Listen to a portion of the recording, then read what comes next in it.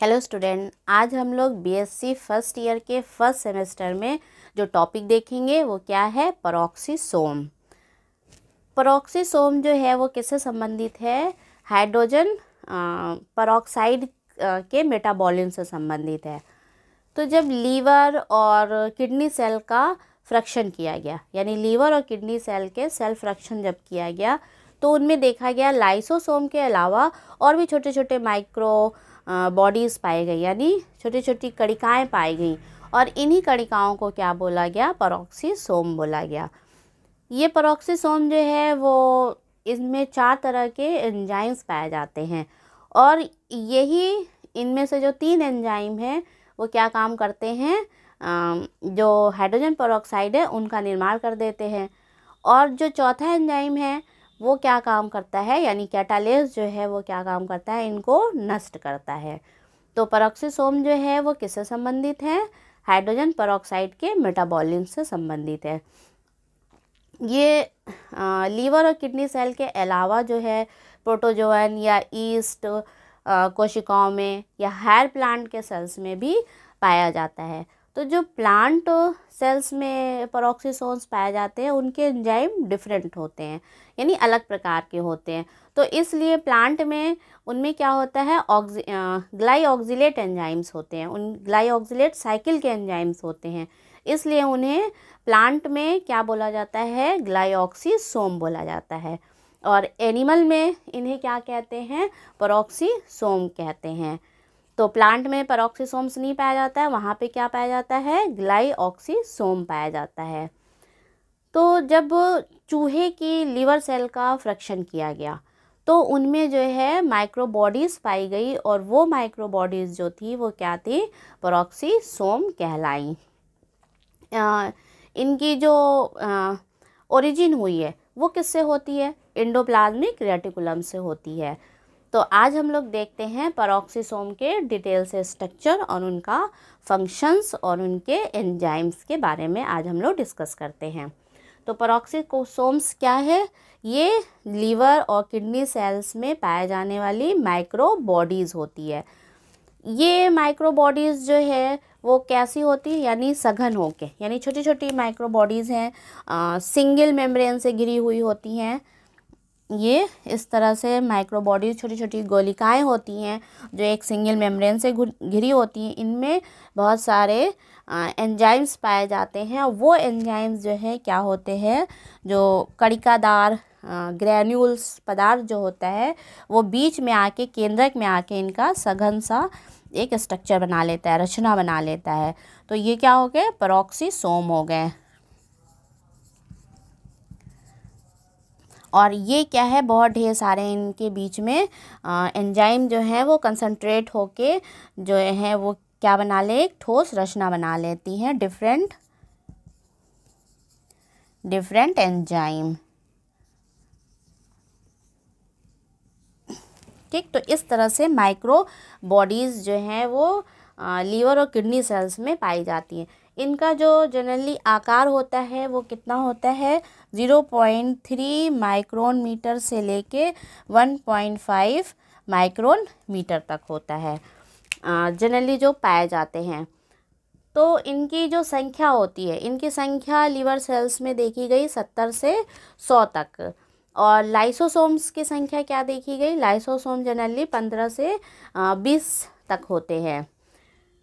Plant cells में lysosome की जगह क्या होते हैं?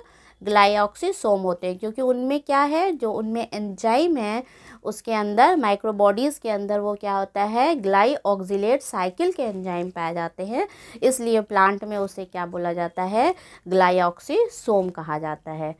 तो जब चूहे के लीवर सेल्स का सेल फ्रैक्शन किया गया तो जो पेरोक्सीसोम्स यानी छोटी छोटी माइक्रो बॉडीज 70 से लगभग 100 तक संख्या में पाए गए, और उनकी जो उनका जो व्यास था वो कितना था? जनरली चूहे के रैट के जो लीवर सेल्स में उनका जो व्यास था जनरली 0.6 माइक्रोन मीटर से जो था 0.7 माइक्रोन मीटर।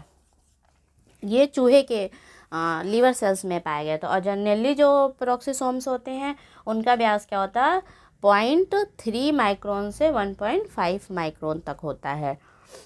तो पेरोक्सिसोम क्या है, जिन्हें माइक्रो बॉडीज़ कहते हैं, और ये अंडाकार गोलाकार कणिकाएं होती हैं, यानी ग्रैन्यूल्स की तरह होते हैं।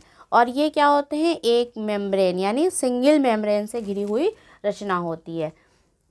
अंडाकार कणिकाएं हैं या गोलाकार कणिकाएं हैं, और इनके चारों ओर एक झिल्ली जो है, एक गहरी झिल्ली होती है, यानी सिंगल मेम्ब्रेन से ये घिरे होते हैं। इनके अंदर एक महीन कणिकादार पदार्थ होता है, और ये ग्रैन्यूल्स यानी इनके अंदर जो महीन महीन ग्रैन्यूल्स वाला जो पदार्थ है वो क्या होता है, केंद्रक में सघन होकर, यानी केंद्रक में कंसंट्रेट होके, यहाँ पे केंद्रक में क्या हो गया, देखिए कंसंट्रेट होके क्या बना लिए, एक ठोस रचना बना लेते हैं। अब जब चूहे की लीवर सेल्स में देखा गया, तो चूहे के लीवर सेल्स या कोशिकाओं में मिलने वाले पेरोक्सिसोम का जो औसत व्यास था वो क्या था, 0.6 माइक्रोन से 0.7 माइक्रोन मीटर था।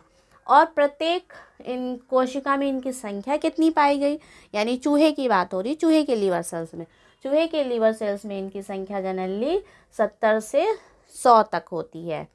और जबकि लाइसोसोम की संख्या कितनी होती है, जनरली 15 से 20 लाइसोसोम्स पाए जाते हैं। अब यहाँ हम लाइसोसोम्स भी आपको बता दें, लाइसोसोम्स क्या हैं, इनमें भी हाइड्रोलेज एंजाइम्स पाए जाते हैं, जो कभी कभी फट जाते हैं सेल्स के अंदर लाइसोसोम्स, तो क्या करते हैं, पूरी सेल को ही डाइजेस्ट कर देते हैं, यानी नष्ट कर देते हैं। इसलिए जो लाइसोसोम है उन्हें क्या कहा जाता है, सुसाइड बैग कहा जाता है, या आत्महत्या की थैली कहा जाता है। इनमें कौन से एंजाइम है, हाइड्रोलेज एंजाइम होते हैं। ठीक, अब लाइसोसोम की संख्या कितनी है, 15 से 20 है, और पेरोक्सिसोम की संख्या कितनी होती है, 70 से 100, यानी पेरोक्सिसोम ज़्यादा संख्या में पाए जाते हैं। अब इनका फंक्शन क्या है, पेरोक्सिसोम्स का क्या कार्य करते हैं, तो हमने पहले ही आपको बताया था कि पेरोक्सिसोम जो है वो किससे संबंधित है, हाइड्रोजन पेरोक्साइड के मेटाबॉलिज्म से संबंधित है। फंक्शन अब हम लोग देख लेते हैं। पेरोक्सिसोम मुख्य कर जो है, मुख्य कर किससे संबंधित है, हाइड्रोजन पेरोक्साइड के उपापचय से संबंधित है, यानी हाइड्रोजन पेरोक्साइड के मेटाबॉलिज्म से संबंधित है। और मेटाबॉलिज्म क्या होता है, मेटाबॉलिज्म क्रिया जो होती है वो तोड़ती है, ठीक है, यानी उपापचय करते हैं, यानी हाइड्रोजन पेरोक्साइड को वो तोड़ते हैं। इनमें 4 तरह के एंजाइम्स, इनके अंदर जो हैं वो 4 तरह के एंजाइम्स पाए जाते हैं। कौन कौन से, यूरेट ऑक्सीडेज, डीएमिनो ऑक्सीडेज, पहला क्या हो गया, यूरेट ऑक्सीडेज, सेकंड क्या हो गया, डीएमिनो ऑक्सीडेज, और थर्ड क्या हो गया, अल्फा हाइड्रोक्सिल अम्ल ऑक्सीडेज, यानी अल्फा हाइड्रोक्सिल एसिड ऑक्सीडेज, ये तीसरा एंजाइम हो गया। और चौथा एंजाइम क्या होता है, चौथा एंजाइम होता है कैटालेज। तो ये जो 3 एंजाइम है, यूरेट ऑक्सीडेज, डीएमिनो ऑक्सीडेज और अल्फा हाइड्रोक्सिल अम्ल ऑक्सीडेज, ये क्या करते हैं, हाइड्रोजन पेरोक्साइड का निर्माण कर देते हैं। और हाइड्रोजन पेरोक्साइड्स क्या है, ये एक हानिकारक है, तो इसलिए इनको नष्ट होना बहुत ज़रूरी है। तो जो चौथा एंजाइम इसका होता है कैटालेज, वो क्या काम करता है, हाइड्रोजन पेरोक्साइड को नष्ट कर देता है। इनमें जो चौथा एंजाइम है वो क्या है, कैटालेज है। इस कैटालेज के द्वारा जो है ये हाइड्रोजन पेरोक्साइड नष्ट होते हैं। अब कैटालेज कितने % होता है, कितना होता है, तो संपूर्ण प्रोटीन का जो भाग होता है 40%, वो क्या होता है, कैटालेज होता है। तो संपूर्ण प्रोटीन का 40% जो है वो कैटालेज एंजाइम होता है। अब हाइड्रोजन पेरोक्साइड जो है वो क्या है, एक विषैला पदार्थ होता है। आप जानते हैं हाइड्रोजन पेरोक्साइड, केमिस्ट्री में भी पढ़ा होगा आपने। तो ये कैसा है, विषैला पदार्थ है, तो इसलिए इसको नष्ट होना बहुत ज़रूरी है। तो जो कैटालेज एंजाइम है वो हाइड्रोजन पेरोक्साइड को क्या करता है, नष्ट कर देता है। अतः कैटालेज द्वारा इसका नष्ट होना एक सुरक्षात्मक कार्य है, यानी वो एक तरह से सुरक्षा का काम भी करते हैं। तो पेरोक्सिसोम्स क्या हो गए, एक तरह से हमारे लिए सुरक्षा का काम कर रहे हैं। तो जो कैटालेज एंजाइम है वो कोशिका द्रव में आने वाले अन्य विषैले पदार्थ, यानी जो सेल के साइटोप्लाज्म में उनमें आने वाले अन्य विषैले पदार्थ हो या अल्कोहल हो गया या ड्रग्स वगैरह हो गया, उनको भी ये क्या करते हैं, तोड़ते हैं। तो कोशिका द्रव्य में आने वाले अनेक विषैले पदार्थ जैसे अल्कोहलिक पेय पदार्थ या अनेक ड्रग्स, यानी बहुत सारे जो ड्रग्स हैं उनका क्या कर देते हैं, ये विघटन कर देते हैं, यानी उनको तोड़ देते हैं। इसके अतिरिक्त ये क्या काम करते हैं, इसके अतिरिक्त ये जंतुओं की कोशिकाओं में वसा का उपापचय यानी फैट मेटाबॉलिज्म की क्रिया का भी कार्य करते हैं। यानी ये हाइड्रोजन पेरोक्साइड को तोड़ते हैं, जो अल्कोहलिक पेय पदार्थ हैं उनको तोड़ते हैं, और जो ड्रग्स हैं उनको तोड़ देते हैं, और क्या काम करते हैं, फैट मेटाबॉलिज्म का भी कार्य करते हैं।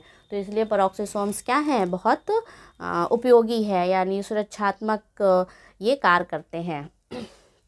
अब इनकी ओरिजिन कैसे होती है, यानी इनकी उत्पत्ति कैसे हो रही है। तो ये जंतु तथा वनस्पति कोशिकाओं में पेरोक्सिसोम जो हैं किससे उत्पन्न हो जाते हैं, अंतःप्रद्रवी जालिका यानी एंडोप्लाज्मिक रेटिकुलम के डायलेशन से।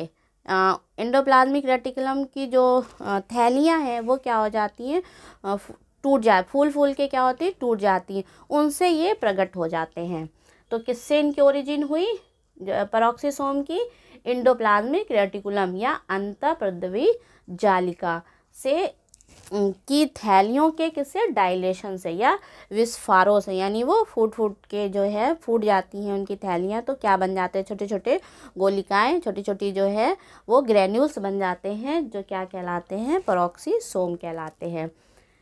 ये एंडोप्लाज्मिक रेटिकुलम के फूटने से अनेक जो छोटे छोटे जो है पेरोक्सिसोम जो है वो प्रकट हो जाते हैं। अब एंडोप्लाज्मिक रेटिकुलम जो है स्थान स्थान पे क्या होती है, पहले फूल जाती है।